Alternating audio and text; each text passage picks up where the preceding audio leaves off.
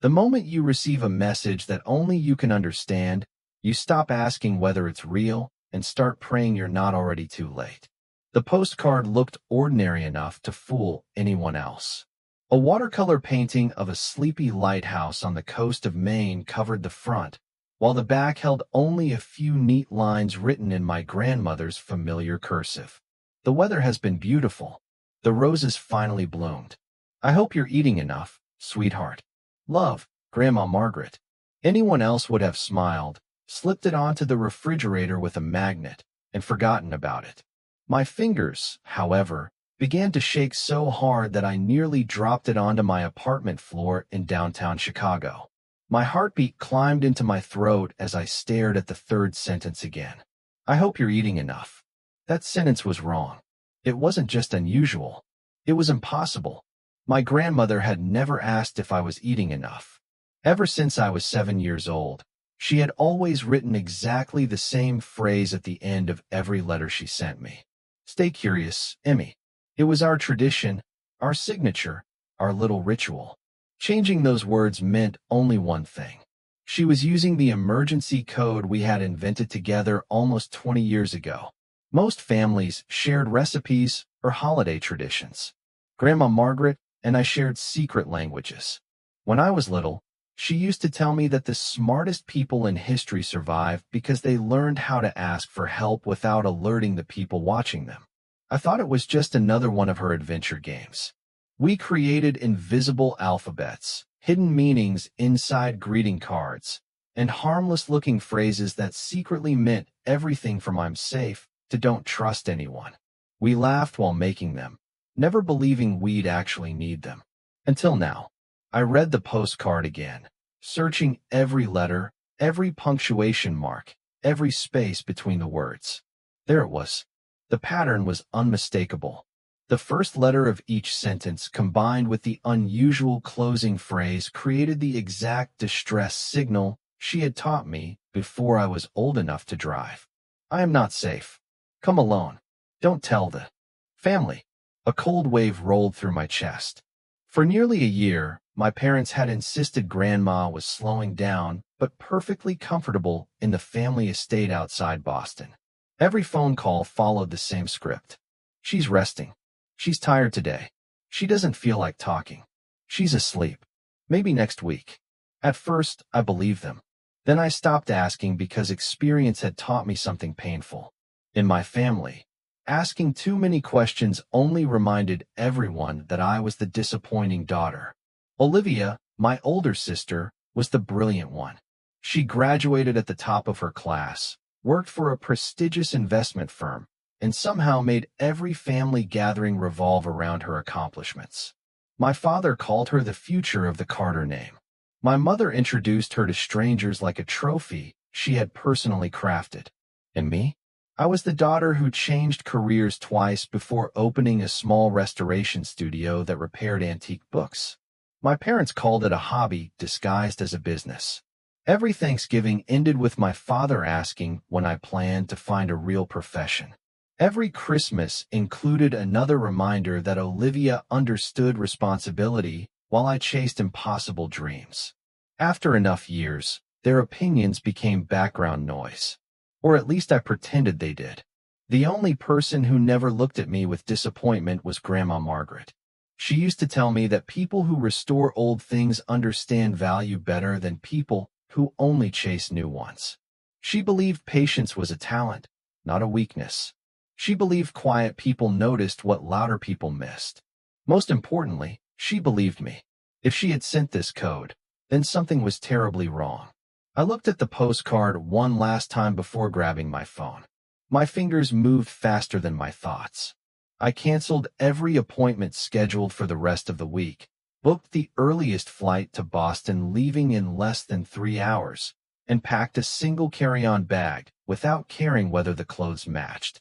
As I locked my apartment door behind me, another thought settled into my mind with terrifying clarity. If my grandmother had risked sending a secret message instead of simply calling me, then whoever she was afraid of was probably standing close enough to hear every word she said.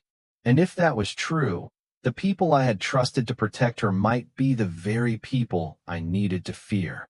The flight from Chicago to Boston lasted just over 2 hours, but my mind never left that postcard resting inside the front pocket of my backpack. I read it so many times that I could have recited every stroke of my grandmother's handwriting with my eyes closed.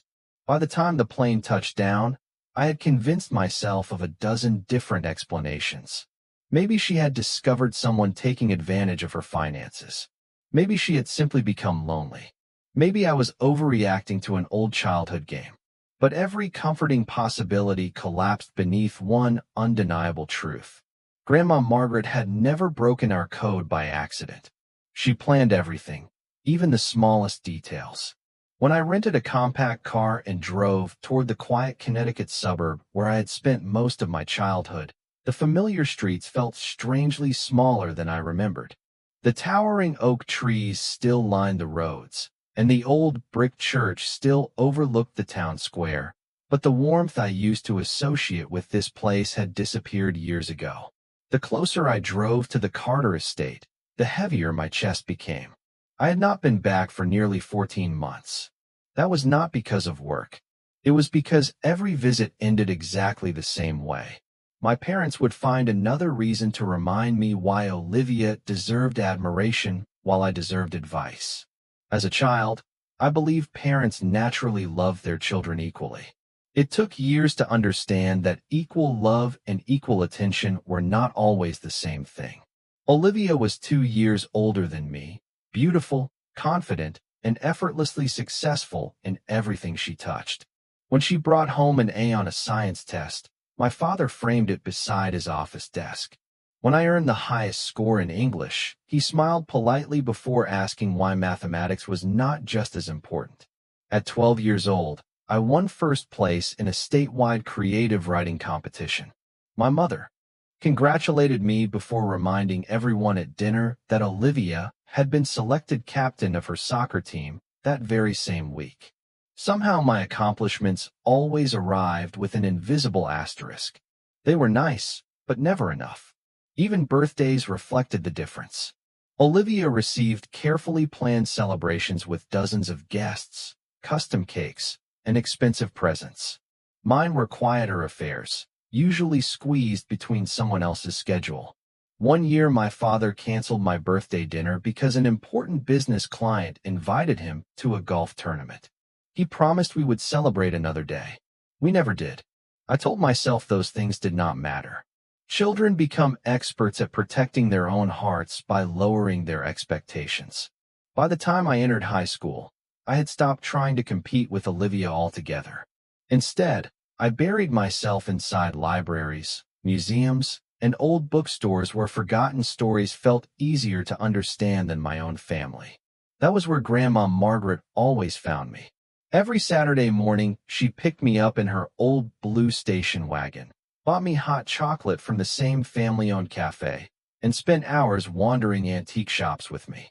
While everyone else praised shiny new things, she taught me how to recognize beauty inside cracked leather bindings, faded photographs, and worn furniture that carried generations of memories. She never asked why my grades were not perfect or why I was quieter than other teenagers. She simply listened. Sometimes we hardly spoke at all, and somehow those silent afternoons became the safest memories of my childhood. She often smiled and told me that families had a strange habit of overlooking the people standing closest to them. At the time, I assumed she was talking about distant relatives. Years later, I realized she had been talking about me. My parents believed I lacked ambition because I chose restoration over finance. They believed repairing damaged books could never compare to managing investment portfolios. Olivia became exactly the daughter they imagined. I became the daughter they tolerated. Yet Grandma Margaret insisted that history belonged to people, willing to preserve it, not just profit from it. As the tall iron gates of the Carter estate slowly came into view, another memory surfaced with startling clarity. The last time I hugged my grandmother goodbye, she held my hand a little longer than usual. She looked directly into my eyes and quietly said, "Never forget our language, Emmy." because one day it may matter more than either of us expects. At the time I laughed and promised I never would.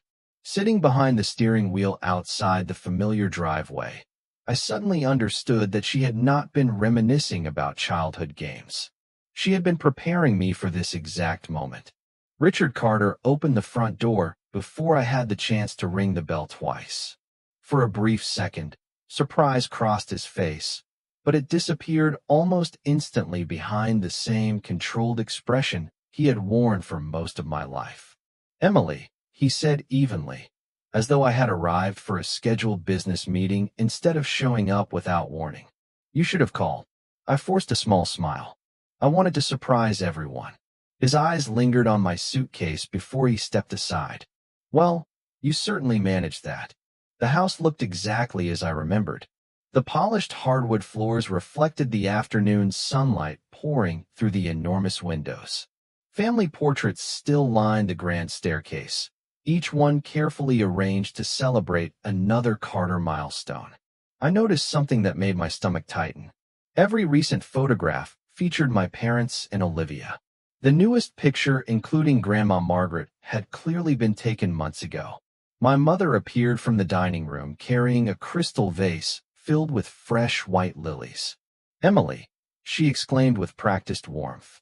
"What a surprise." She kissed my cheek lightly before immediately asking, "How long are you staying?"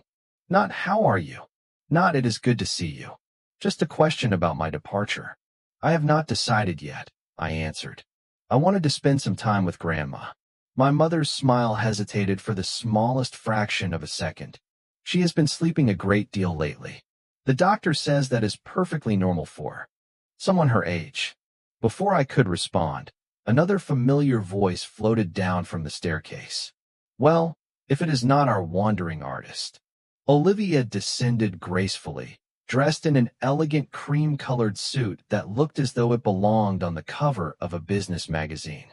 She embraced me briefly before stepping back to admire me with the same polite curiosity strangers reserved for distant acquaintances. "I heard your little restoration business is doing all right," she said. "That must be nice." I smiled again, although it felt heavier this time. "It keeps me busy." "Busy is good," she replied. "Not everyone has the pressure of managing multimillion-dollar accounts." My father chuckled softly. The familiar rhythm had returned within minutes. Olivia spoke. My parents admired. I quietly occupied the empty space between their conversations. It no longer hurt the way it once had. Instead, it confirmed that nothing about this house had truly changed. "Can I see Grandma now?" I asked. My mother exchanged a quick glance with my father before answering. "She is resting upstairs. Perhaps after dinner." That answer immediately unsettled me. Grandma Margaret had always insisted that visitors should never wait because tomorrow was never guaranteed. Hearing someone else decide when I could see her felt completely unlike the woman I knew. "I will only say hello," I said gently. "It has been over a year." "Emily," my father interrupted, his tone remaining calm but unmistakably firm. "She becomes confused when too many things happen at once. Let her finish her nap." Confused. The word echoed inside my mind. During our last phone conversation, nearly 15 months earlier, Grandma had spent 40 minutes discussing a biography she had just finished reading, corrected me when I mixed up 2 historical dates, and recommended 3 new museums for me to visit. Her memory had been sharper than mine. I nodded without arguing. If something was wrong, pushing now would only make everyone more cautious. Dinner arrived with almost theatrical perfection. Fine china, silver polished until it gleamed. Candles flickering gently in the center of the table. Yet one chair remained. Empty. Grandma Margaret's place had been fully set, complete with folded linen napkin and crystal water glass, but no one seemed bothered that she never appeared.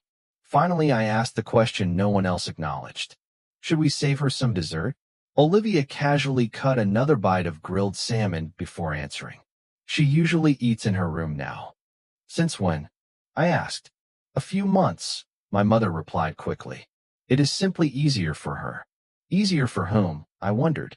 The conversation shifted almost immediately toward Olivia's upcoming promotion, my father's newest charitable foundation, and my mother's plans for the annual garden gala.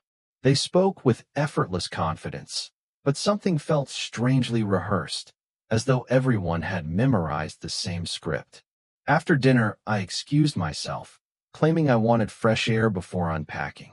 Instead of walking toward the gardens, I quietly circled the back of the house, where Grandma's bedroom overlooked the rose garden she had planted decades earlier.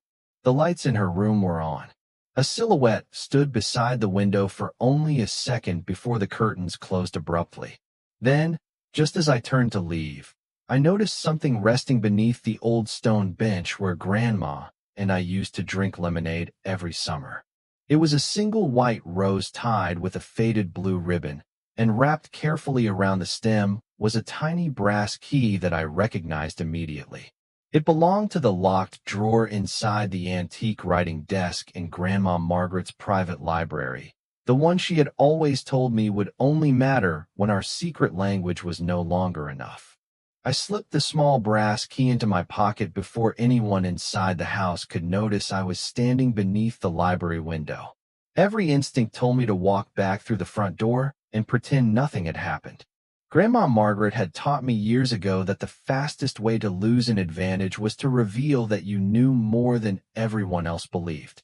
By the time I entered the foyer, my parents were still talking with Olivia in the sitting room, their laughter drifting softly through the hallway. I smiled politely as I passed, explaining that I was exhausted from traveling and wanted to unpack before going to bed. No one questioned me. They simply wished me good night with the detached kindness reserved for a guest instead of a daughter. Once the upstairs hallway fell silent, I waited another 20 minutes before opening my bedroom door. The old guest room had barely changed. The pale blue wallpaper remained untouched, and the bookshelf still held the mystery novels Grandma used to leave for me every summer. I quietly crossed the hallway toward the library, moving carefully across the polished hardwood floor that seemed louder now than it ever had when I was a child. The library door was locked, exactly as I expected. My parents had never bothered locking it before. That alone told me everything I needed to know. I slid the brass key into the antique lock.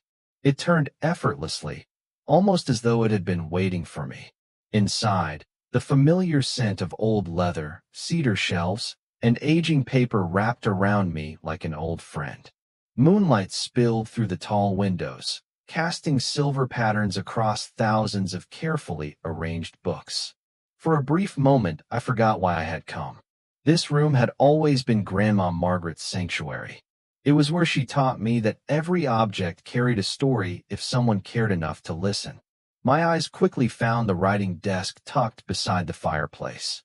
It was the same walnut desk where we had once spent entire afternoons inventing invisible alphabets and coded journals. I knelt before the lowest drawer. The brass key fit perfectly. Inside there was no jewelry, no family heirlooms, and no cash. Instead, a single cream-colored envelope rested neatly beside a worn leather notebook. Across the front of the envelope, written in Grandma's unmistakable handwriting, were just 4 words. Only if you came alone. My pulse quickened as I carefully opened it. The letter inside was surprisingly short. Emmy, if you are reading this, then you remembered our language, exactly as I hoped you would. Do not let anyone know you found this. Smile. Be patient. Listen more than you speak. The truth is already inside this house, but it is hiding behind ordinary conversations. People reveal themselves when they believe no one is paying attention. Trust your memory, not theirs. I read those sentences 3 times before placing the letter back into the envelope. There was no explanation, no accusation, and no direct warning. Grandma had never wasted words.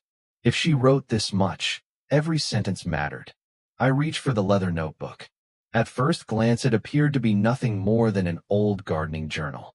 Dates stretched back nearly 20 years, each page describing roses, tulips, weather conditions, and seasonal planting schedules. Then I noticed something strange.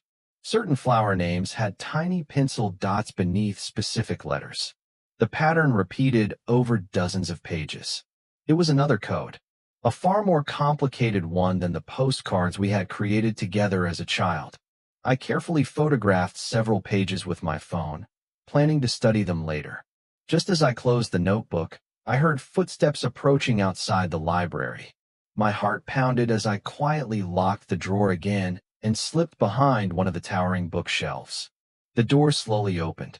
Soft footsteps crossed the wooden floor. Through a narrow gap between the books, I recognized Olivia.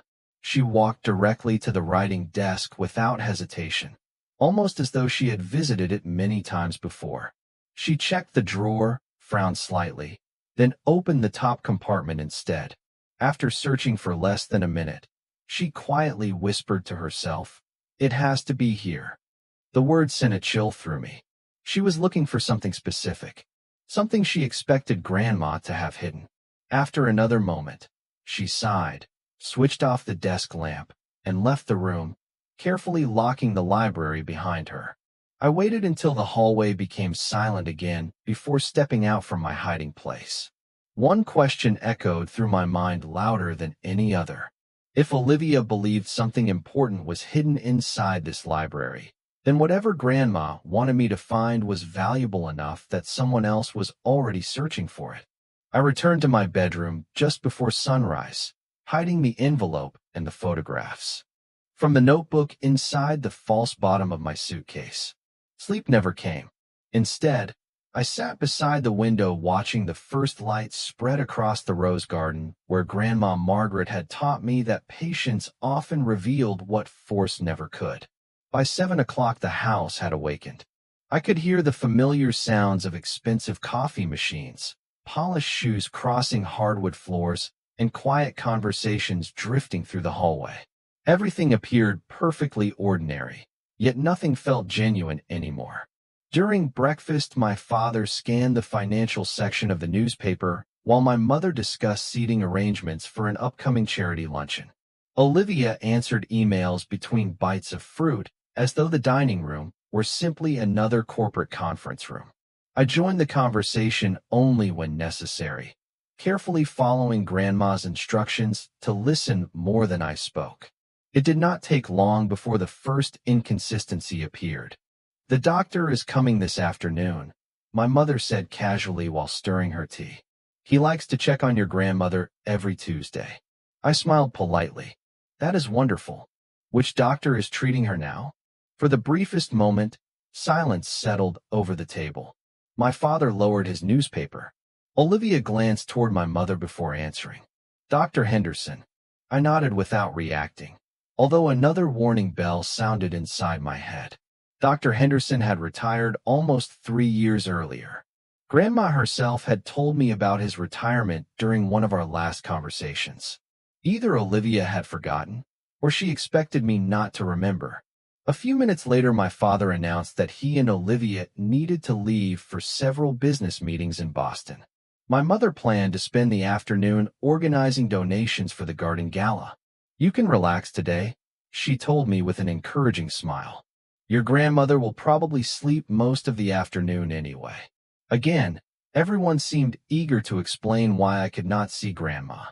The moment their cars disappeared down the driveway, I quietly left the breakfast table and headed upstairs. A middle-aged woman wearing light blue medical scrubs stepped out of Grandma's room carrying a tray with untouched oatmeal and tea. I had never seen her before. "Good morning," I said warmly. "I am Emily, Margaret's granddaughter." Relief immediately softened the woman's face. "It is nice to finally meet you. She speaks about you often." Before I could ask another question, my mother suddenly appeared from the end of the hallway. "Nancy has a busy schedule," she interrupted pleasantly. "Let her finish her rounds." The caregiver smiled apologetically before continuing downstairs. My mother watched until she disappeared. "Your grandmother tires easily these days," she repeated. "Please give her another day or two." I looked directly into her eyes. "I only want to say hello." She hesitated, then sighed as though granting an unreasonable request. "5 minutes," she said. "No more." My heart raced as I slowly opened the bedroom door. The curtains were partially drawn, allowing soft morning sunlight to warm the room. Grandma Margaret sat comfortably in a reading chair beside the window, a blanket resting across her lap, and a book lying open in her hands. She looked older than when I had last seen her, her silver hair now completely white, but her posture remained elegant and her eyes were as alert as ever. The moment she saw me, a genuine smile spread across her face. "Emmy," she whispered. I crossed the room and gently hugged her. She held my hand tightly for several seconds before quietly saying, "You came exactly when I hoped you would." My mother lingered in the doorway. "Remember," she reminded us, "only a few minutes." Grandma simply nodded until the door finally closed behind her.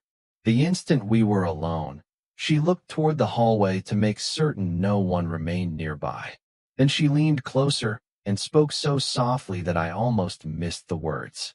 "The walls have ears, sweetheart."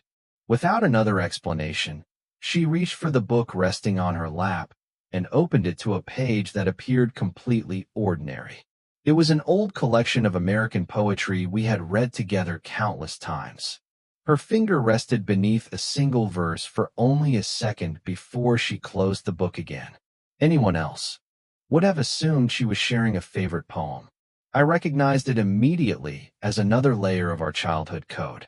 The page number, the line number, and the highlighted word formed a simple instruction I translated automatically in my head. "Find the clock before sunset." Grandma looked back at me with calm, steady eyes and smiled as though we had done nothing more than enjoy a quiet morning reading together. The moment I stepped out of Grandma Margaret's room, I repeated the coded instructions silently until it became impossible to forget. Find the clock before sunset. The challenge was that the Carter estate contained more clocks than I could count. Grandfather had collected antique timepieces for decades, filling hallways, studies, guest rooms, and even the greenhouse with elaborate grandfather clocks, carriage clocks, mantel clocks, and ornate European wall clocks. If Grandma wanted me to find one specific clock, she believed I already knew which one. The answer was hidden somewhere in my own memories. Rather than searching immediately, I forced myself to act naturally. Grandma had warned me that the walls had ears, and the letter inside the library had repeated the same lesson in a different way. I spent the next hour helping my mother arrange flower centerpieces for her charity luncheon. She seemed unusually cheerful, complimenting my work far more than she ever had when I was younger. The sudden warmth felt less like affection and more like careful observation. Every few minutes, she casually asked whether I planned to stay in town long, or whether my business could survive if I remained away from Chicago for another week. I answered with polite uncertainty, revealing as little as possible. Shortly after noon, she left to meet several volunteers, reminding me that the staff would prepare lunch if I became hungry. As soon as her car disappeared beyond the front gate, the house settled into a rare silence. I quietly began walking from room to room, studying every antique clock I passed. Most looked untouched for years. Their polished brass pendulums swung steadily, keeping perfect time. None stirred any particular memory. By mid-afternoon, I had examined nearly a dozen clocks without discovering anything unusual. Frustration slowly crept into my thoughts until I wandered into the music room, a place almost no one used anymore. Dust floated gently through the sunlight, and an old baby grand piano rested beneath framed family photographs. Against the far wall stood a modest walnut mantel clock that looked insignificant compared to the expensive pieces throughout the house. The instant I saw it, I stopped walking. This was the clock Grandma had given me permission to wind every Sunday afternoon when I was 9 years old. She used to say that every family needed one clock set by honest hands. I smiled despite the tension inside me. Of course it was this one. I carefully lifted the clock from the mantel. It felt slightly heavier than I remembered. Turning it over, I noticed a tiny brass screw that had never belonged to the original design. Using a butter knife from the nearby tea cart, I loosened it until a narrow wooden panel slid open. Inside rested a small velvet pouch no larger than my hand. My pulse quickened as I opened it. There was no money or jewelry. Instead, I found a tiny flash drive, an old-fashioned safety deposit key, and a folded note written in Grandma's unmistakable handwriting. Emmy, if you have reached this point, then you remembered the promise you made as a little girl. Never accept the first story when the truth is still hiding. Everything you need is now outside this house. Trust Daniel Brooks. He already knows why you came. I stared at the unfamiliar name. Daniel Brooks meant nothing to me. I searched my memory for relatives, attorneys, neighbors, and family friends, but found nothing. Before I could think further, footsteps echoed from the front hallway. I quickly returned the clock to its place, slipped the pouch into my jacket pocket, and sat at the piano just as Olivia entered the room. She smiled pleasantly. I forgot you still played. I rested my fingers lightly on the keys. I'm a little out of practice. She glanced around the room before casually asking, have you been exploring the house? The question sounded harmless, yet it landed with unmistakable precision. Mostly remembering. Old times, I replied. Everything feels smaller than I remembered. Olivia nodded thoughtfully. Funny how memories work. Her eyes drifted toward the mantel clock for just a fraction of a second before returning to me. It was such a tiny movement that almost anyone would have missed it. I did not. She lingered another minute discussing childhood memories that suddenly seemed important to her, then excused herself after receiving a phone call. From the window, I watched her walk directly across the driveway instead of toward the gardens. She climbed into her car and drove away without telling anyone. The house became quiet once again. Only then did I remove the folded note from my pocket and examine the safety deposit key more closely. Tiny engraved numbers covered one side. Before I could read them completely, my phone vibrated with an incoming text from an unknown number. The message contained only one sentence. Meet me at the Harbor Street Public Library at 6 o'clock. Come alone. Margaret said you would understand.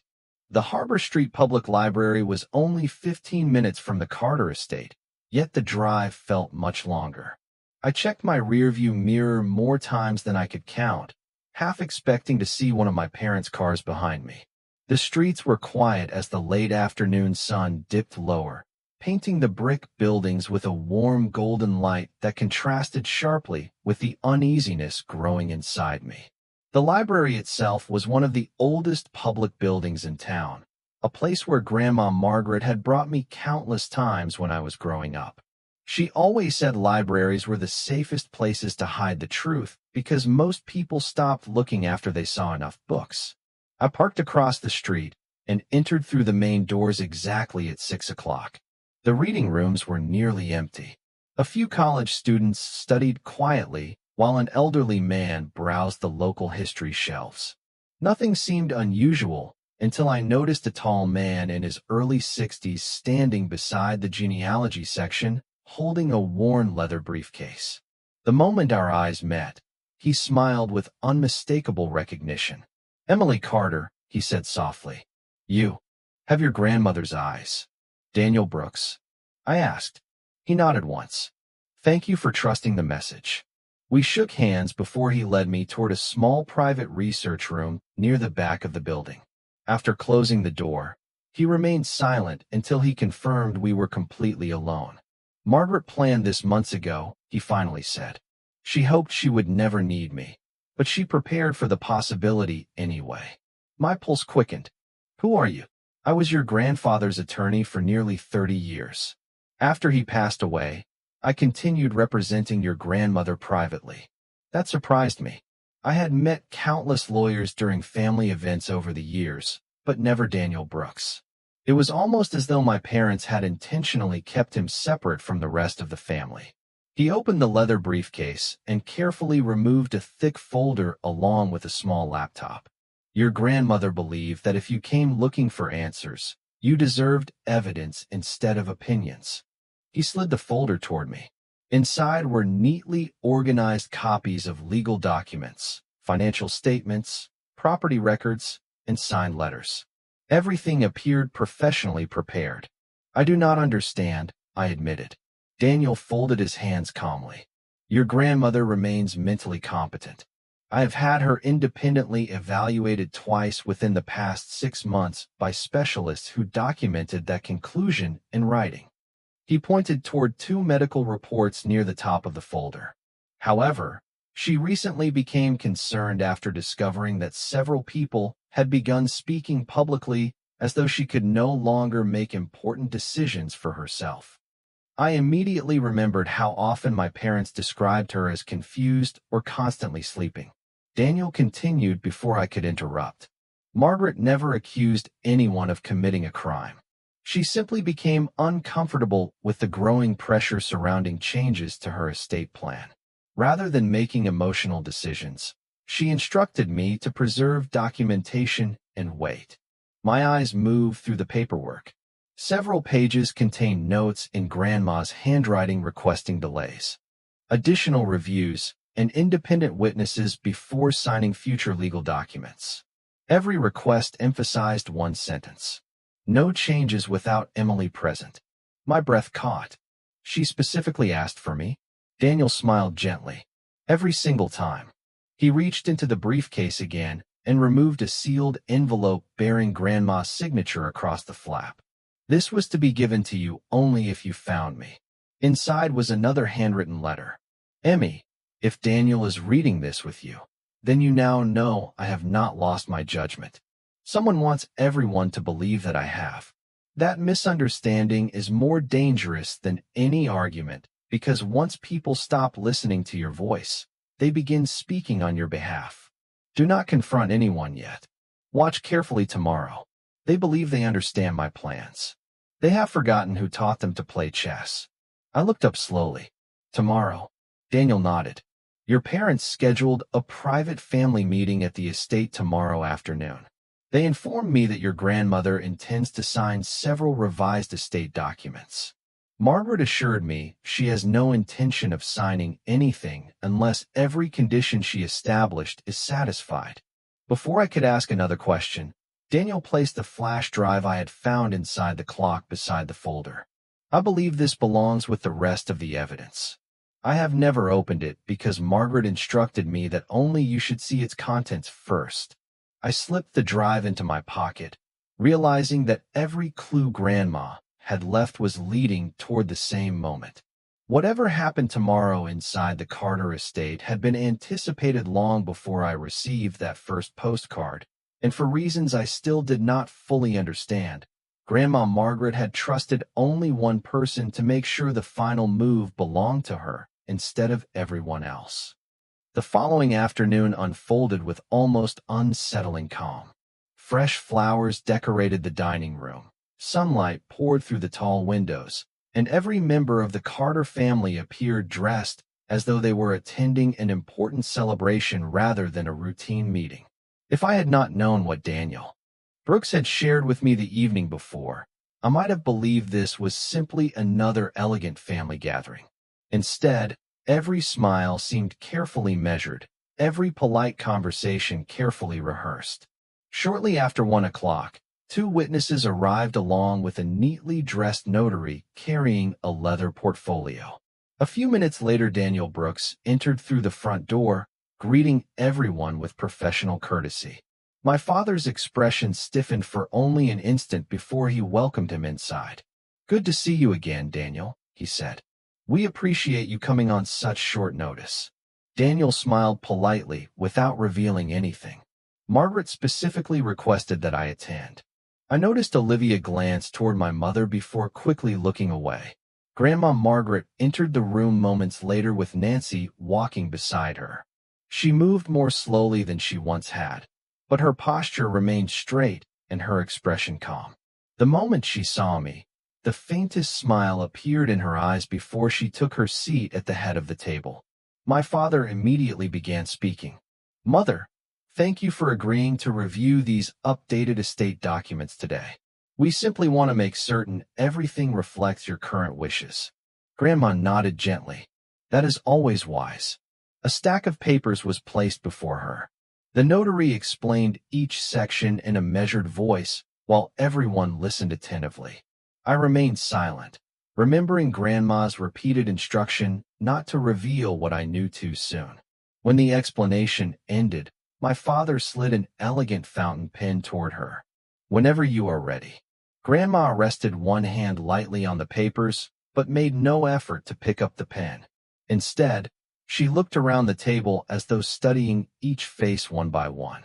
Finally, she spoke in the same calm voice she had used to tell bedtime stories when I was little.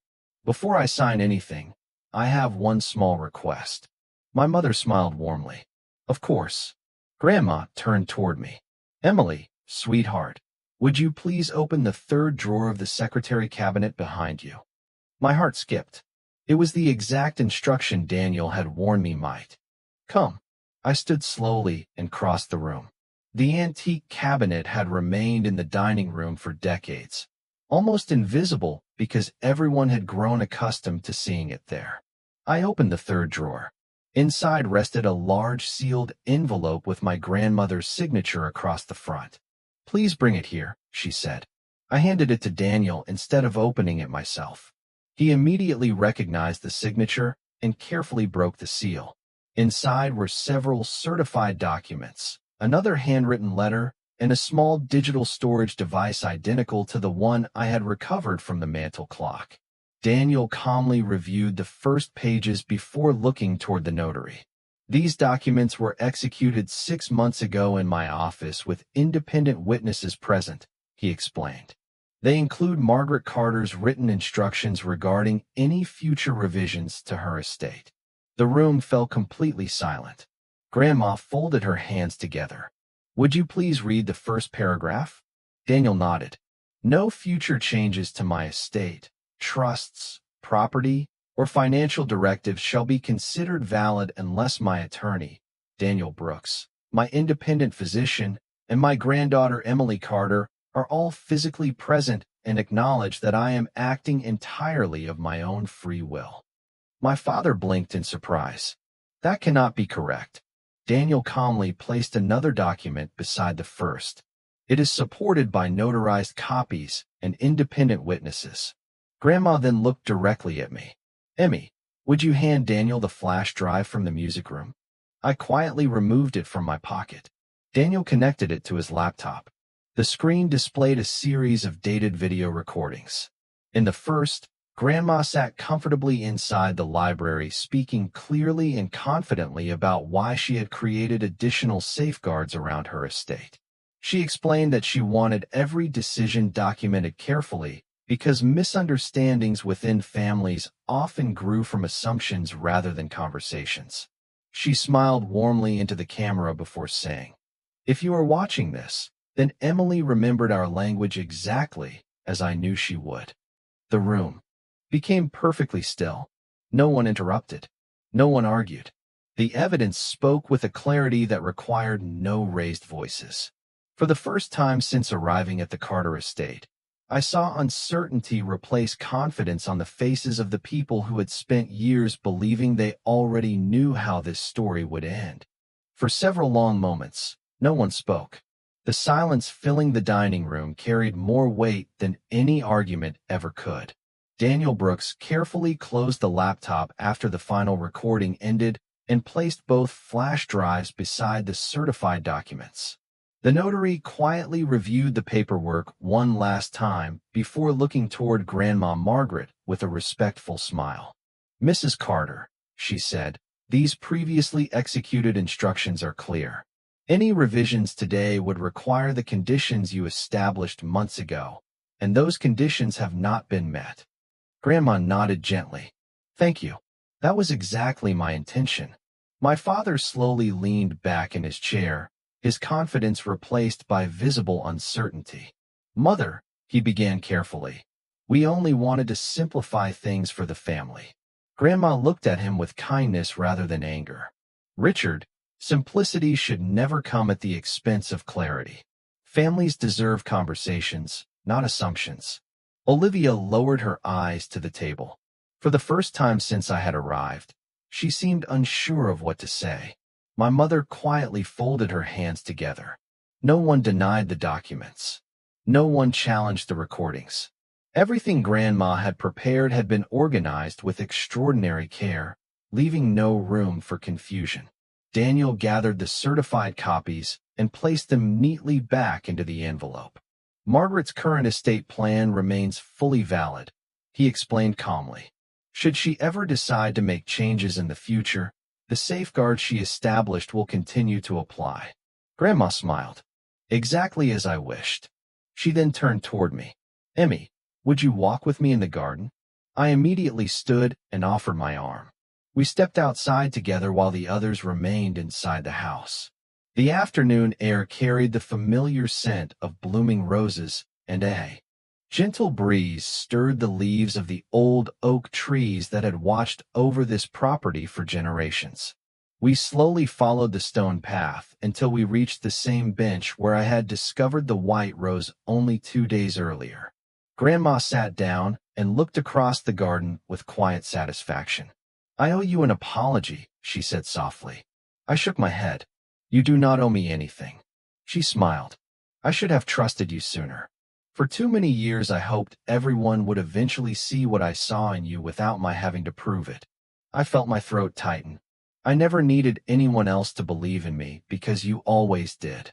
She reached for my hand exactly as she had when I was a little girl. Do you know why I taught you all those secret languages? I laughed gently. I thought you simply enjoyed puzzles. I did, she admitted with a warm smile. But I also wanted you to learn something much more important. The loudest voices are not always the truest ones. Sometimes the person paying the closest attention is the only one who notices what everyone else has overlooked. We sat quietly for a while, watching butterflies drift above the flower beds she had cared for over the years. Finally, she looked at me again. This house has been filled with beautiful things for a very long time. Furniture, paintings, silver, antiques. They all have value.